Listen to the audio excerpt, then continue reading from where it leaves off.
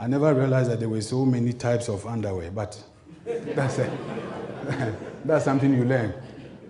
Now, virtually all of them are imported. And then when I spoke to my CEO friends and said, look, do you know these are in your shops? He said, yes, but the procurement guys told us to buy from India and from China and from Bangladesh. And I asked him, so who is responsible? He said, it's not me. It's my procurement guy that told me to buy from there. So right now, the tables have turned. They are now blaming you for the lack of industrialization. Now, there are certain sectors that are holding up colleagues. The toilet tissue. Believe you me, it's 99% sourced locally, which is good. By the way, through this, I also learned that the demand for toilet rolls in the northern suburbs has gone flat. Maybe we are not consuming too much vegetables these days. So, but in the townships, there's a marked increase, which means eating habits are changing. That's supply chain. But for me, the interesting dynamics is that certain sectors are beginning to grow.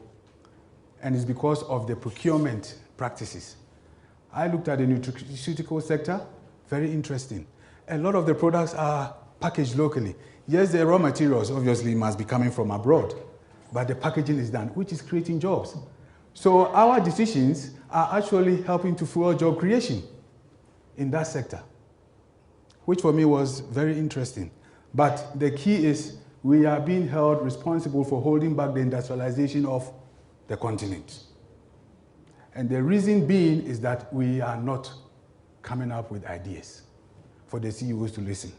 They are not going to take the blame. It's you and I that are taking the blame for the lack of progress with BBEE, industrialization, SMME development.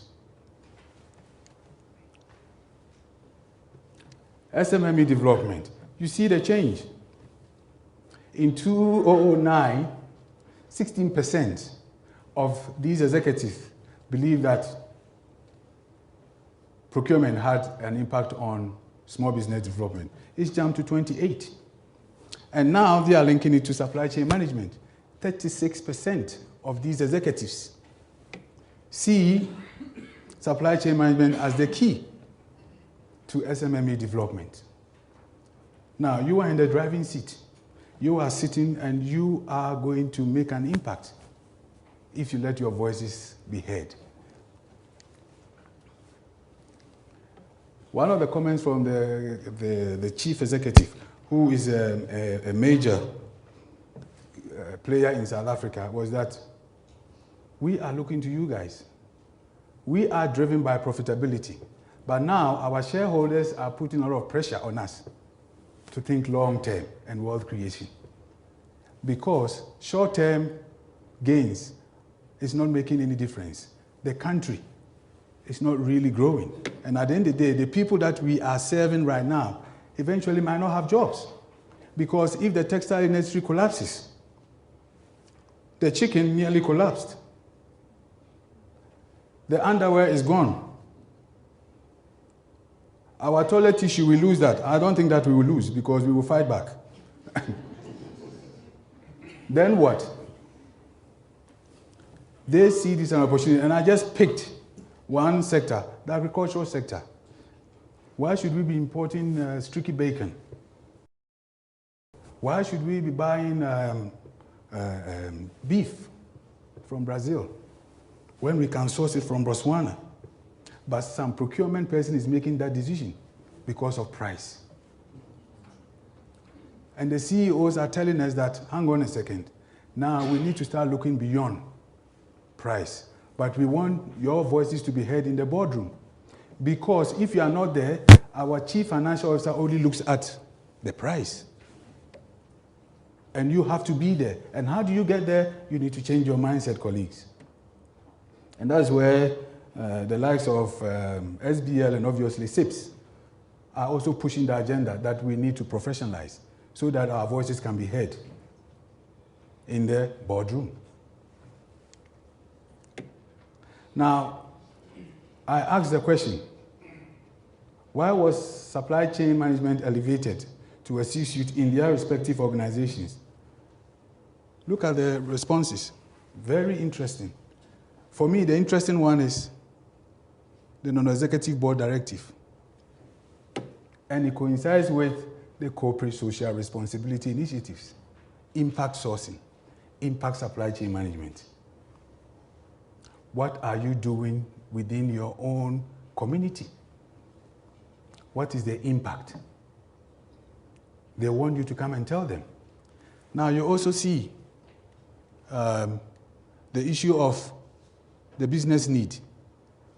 It's no longer operational. It's strategic.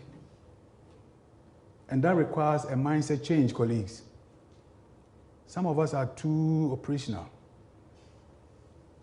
When we get into the boardroom, we drive them to sleep with a lot of detailed numbers. They are not interested. They want ideas.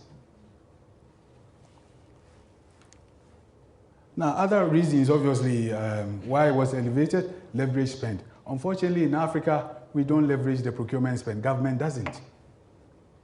Because your decisions are price-driven, and they want to look beyond that. You've been hearing the Minister Deputy Minister for Trade and Industry. He made a very interesting comment, which I've written down. He said, we need to move away from this consumptive type of mentality to more productive. We consume based on price. They want our mindset to change. Let's look at this from we're producing it here to consume. When you're looking at it from just a consumption perspective, what you do is you look at price. Let's go and source it from China. It's cheap.